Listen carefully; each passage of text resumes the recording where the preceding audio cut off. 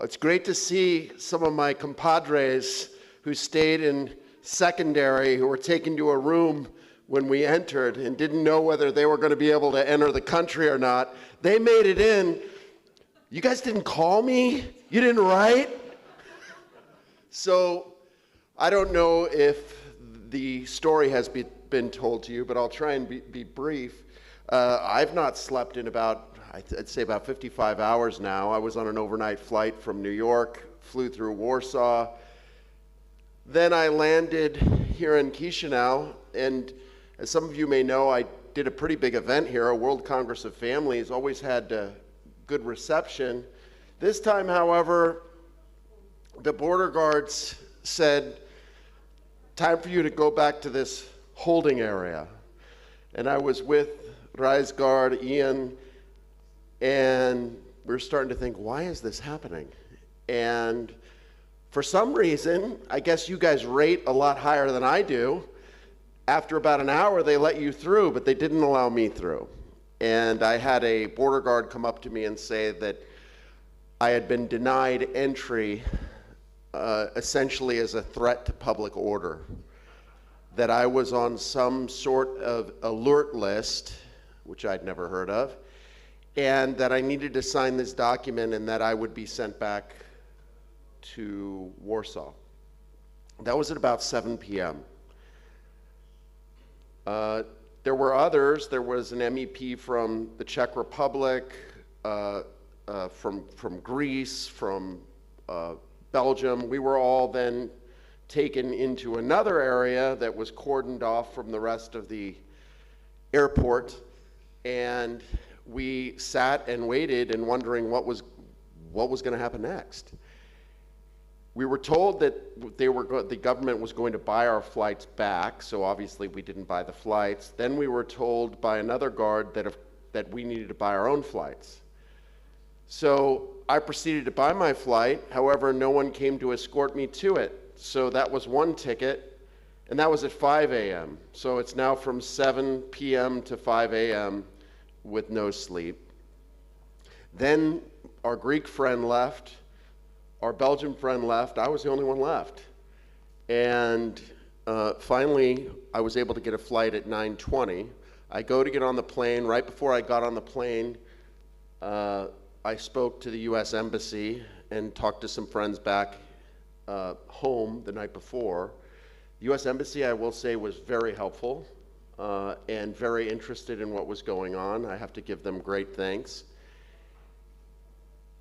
And also all of you, any of you that tweeted, all of you that helped put the word out, that obviously had an impact. So I'm on the plane finally, after not sleeping, and I'm ready to leave. All of a sudden, 2 border guards come on the plane and stop the plane. I wonder, what is going on now? They say, Brian Brown, off the plane.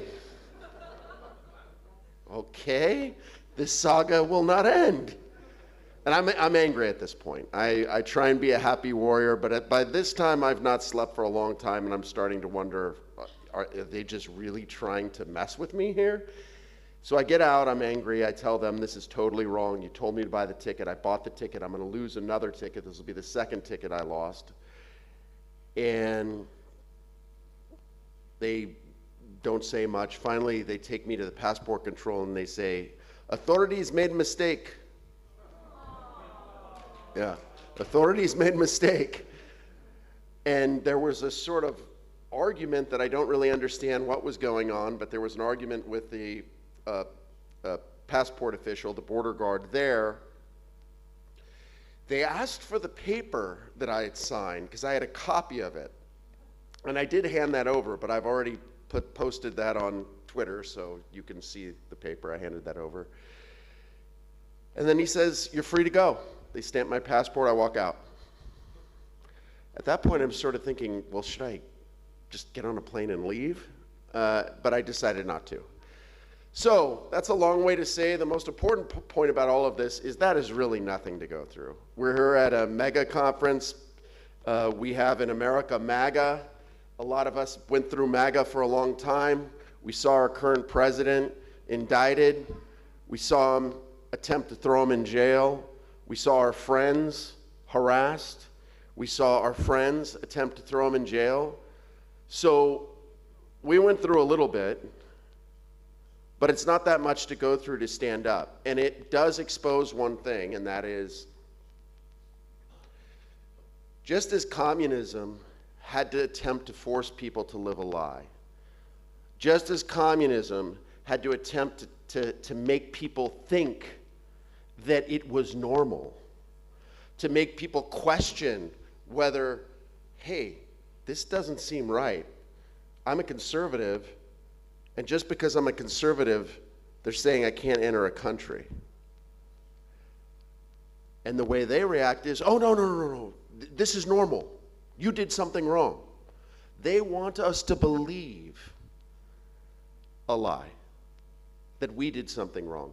They want us to believe and accept that we are the problem. No, we are not the problem.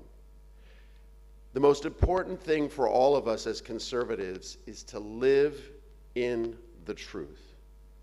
No matter how much political pressure, no matter how much attempt to make us fear what we believe, never, ever, ever live a lie. So all of you, again, who stood up and stood for what is right, today is one of the days where the good guys win.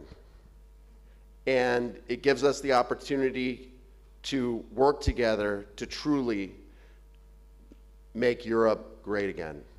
Thank you all. God bless.